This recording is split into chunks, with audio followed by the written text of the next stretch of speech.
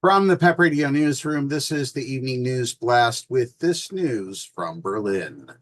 A gay belly dancer turns grief into joy after fatal attack on Berlin's Pride Festival.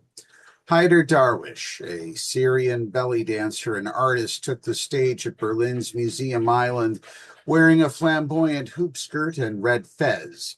He asked the audience for a moment of silence and then said the show must go on, despite a fatal attack on the city's Pride celebrations that has plunged the LGBTQ plus community into mourning. Yesterday, there was an attack and a hate crime on our community in Berlin during the Pride Parade, he told the crowd Sunday night, struggling to keep his emotions in check. It's heavy on our community, but we are pushing through, and we are here specifically today, myself and my artist, to show up and be visible, Darwish said.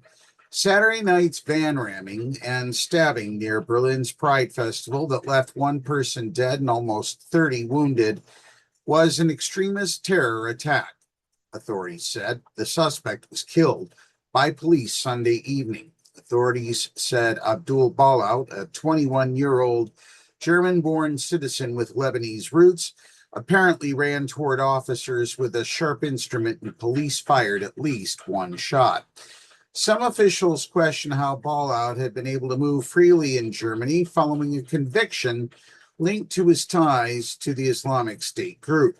Darwish, who fled from Syria in 2016, was on stage Sunday with Queens Against Borders, a performance group created to build solidarity with refugees, migrants, and immigrants from the LGBTQ plus community. Also on stage were an Egyptian belly dancer, Alea, and a Nigerian drag performer, Countess Sasha Seduction. Pushing aside the pain, Darwish began spinning like a traditional Anatolian dervish, his red skirt billowing in a graceful cone. Traditional Arabic melodies filled the space, growing louder and faster as Darwish stripped off his skirt and to cheers began performing belly dance moves.